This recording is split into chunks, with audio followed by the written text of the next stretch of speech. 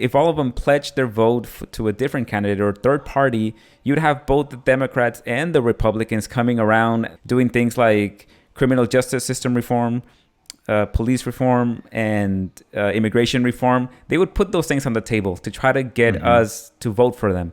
But just because we pledge their vote to them, they don't have to do anything. And not only that, we go even further than that. We shame people like Ice Cube that are just trying to do the right thing and help the black community and willing to work with whichever party is willing to work with him. All right, welcome to the Brown Perspective. This is R.O. and I'm here with Eduardo. ¿Cómo estamos? Yay, yay. Estamos bien. Buenos días. That's how I say buenos días in my neck of the woods. That's a nod to Ice Cube because he's come under heat in I'm in the club, week. baby. 99, baby. Yeah, I wanted to get your take on this right here. He initially put out a contract with Black America, which was his vision for how he wants to help out the African American community. And he put it out there, and I think from the Democrats, what he heard was, we like what you're doing, we want to work with you, but we can do it after the election. And then the Trump administration came back to him and said, yeah, we like what you're doing. Would you be interested in coming and talking to us to see if we can develop something to get the ball rolling on this, to bring about some change? So he's taking a lot of heat for this. The people calling him sellout on Twitter. Let's go through some of these tweets here. Diddy is already trying to suppress the black voter turnout for Donald Trump. No, that's... Oh, Ice Cube and Diddy. Ice Cube. And... So did he do something too, or what? I'm not up to date on what Puff Daddy is up Combs? to. Yeah. I know you're more of a West guy, I know. I should know. I guess I should be a good East Coast representative and look what Diddy has done. Yeah, so look at this one. No, there are plenty of people trying to do that, Ice Cube, but between you and Kanye West and all Candace Owens in the world sowing doubt and division, it makes it quite hard. And since you keep ignoring my question about timing, this seems like more of a personal back and forth. But they're comparing to Candace Owens, the guy that wrote the song F the Police, former NWA member, now being compared to Candace Owen. And for people that don't know Candace Owen, don't look her up. Don't give her any views. But she is a ultra conservative Republican. She puts out the myth that if only black people work hard enough and they pick themselves up by their bootstrap, that there wouldn't be any problems in the black community. Racism doesn't exist. It's just black people, they would just want to play the victim mentality and they don't want to work hard, and that's why they find themselves in the economic situation that they're in. That's a quick summary of Candace Owen, which sounds a little bit problematic. Let me see some other reactions regarding Ice Cube. Well, I think this gets to your point that you were making in the conversation we were having about James Edward Olmos, that in some ways is why you have an assumption that black people are always going to be voting for you Democrats, and what are you doing to, like, why wait? You know that the black community is mourning so much loss, so much crisis, you know, the death of George Floyd, Breonna Taylor, not only their deaths, but also the injustices that follow. And you didn't think this was the right moment. You didn't think to highlight basically the voters who gave Joe Biden the nomination and who have kept the Democratic power for so many years. Yeah, and this tweet right here, this one captures the sentiment of a lot of other people. Ice Cube is looking really dumb right now. He better hope hopping on the Trump train is worth the damage to his reputation and career. Now, here's another one. Because now it's been a few days and Ice Cube did go on CNN to defend himself. I think originally Cuomo accused him of running to the Trump campaign, and in this video, he's responding to it. Let me play a clip so that I can get your take on it as well. Both campaigns contacted me. Both campaigns wanted to talk to me about the contract with Black America. One campaign said, we love what you have, but let's really dig into it after the election. And one campaign said, we love what you have, Do you mind talking to us about it? And that's what I did. So I didn't run into nobody, and so that was real misleading to me. Well, I didn't say you ran to anybody. I said that you had taken a pivot. Well, you said I ran over to the Trump team instead of the Biden team. That's just not true. Well, but you are working with the Trump team instead of the Biden team, and people are giving you heat for it. What do you say to them? Well, I'm willing to work with both teams, but I'm just working with whoever is willing to work with me. So the Trump campaign came to me and asked me to explain to them some of the contract with Black America. That's what I did. I'm not playing no more of these games, these political games. We're not part of a team.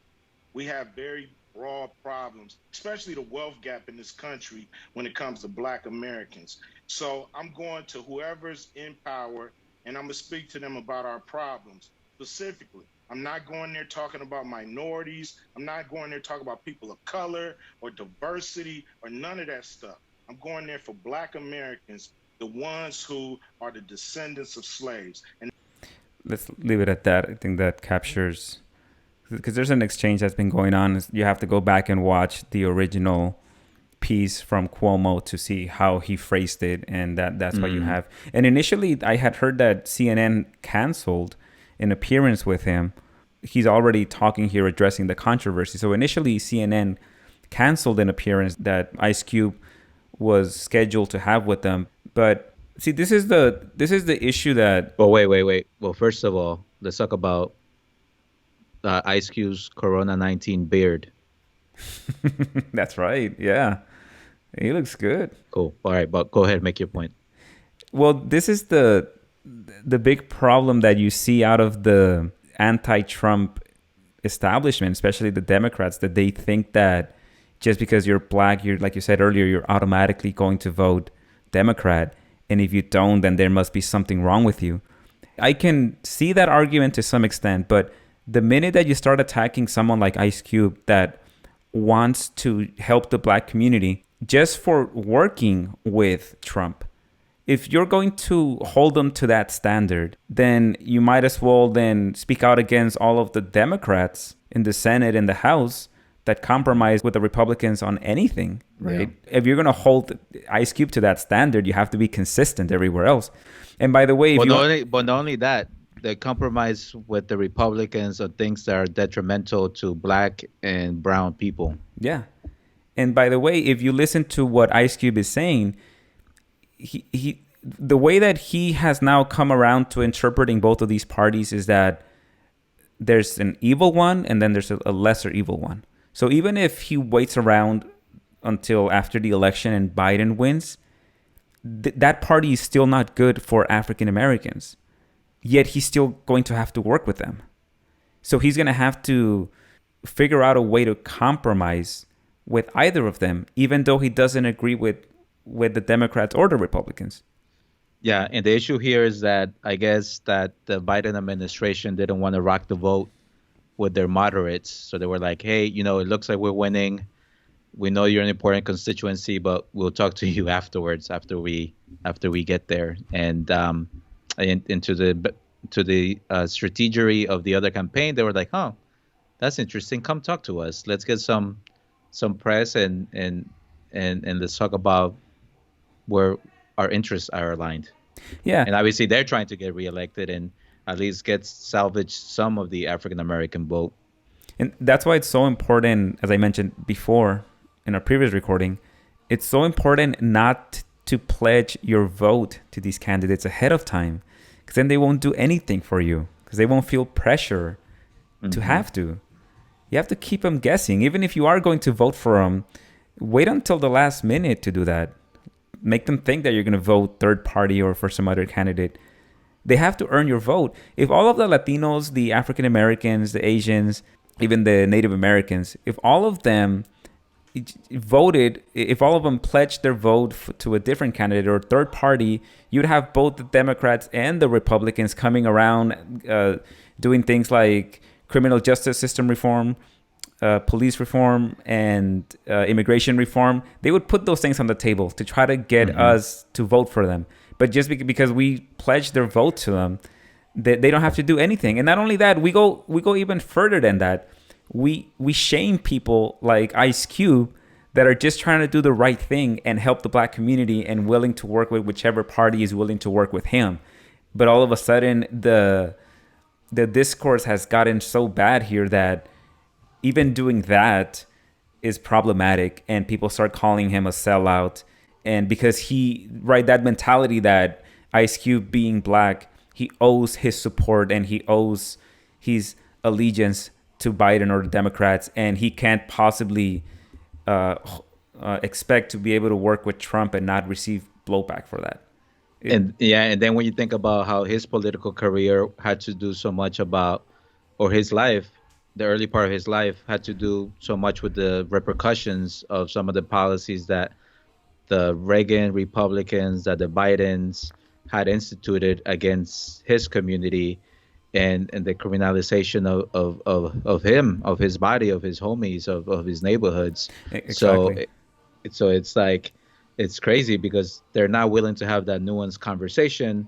And then the other piece, and you make a great point, like pledging your vote is important, but then the other piece is showing up. And I think we, as people of color, as Black and Latinos, for the most part, we have not shown up to vote.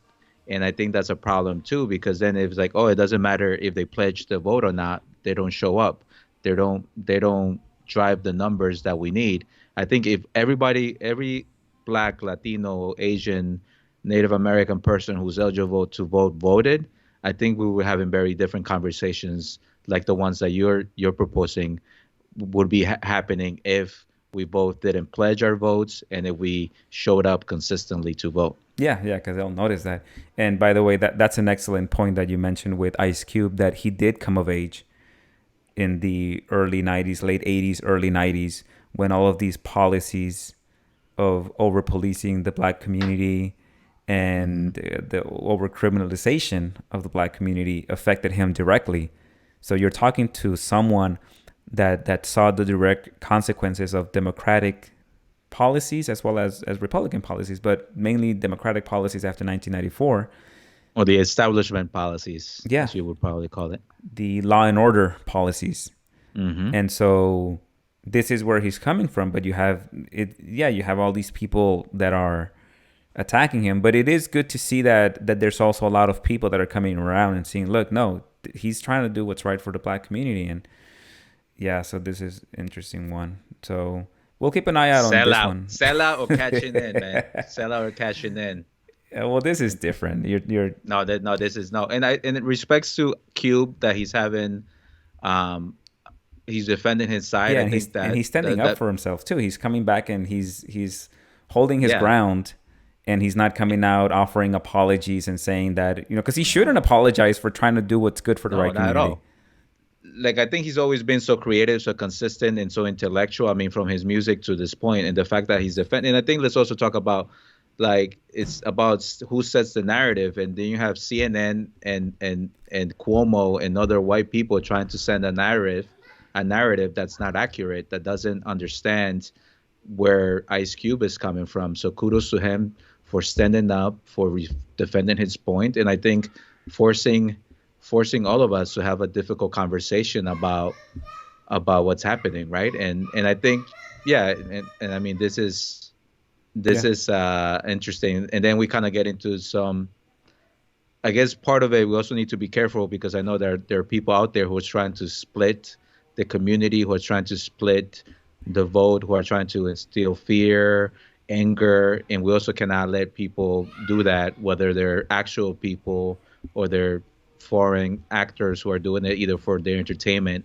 or for a power play. So I think with social media, that's another aspect that we need to keep in mind too, that how much of this is real outrage versus outrage that is being stoked by others out there. Yeah, manufactured outrage meant to cause chaos. Yeah, to elicit a certain reaction out of people and ultimately an outcome.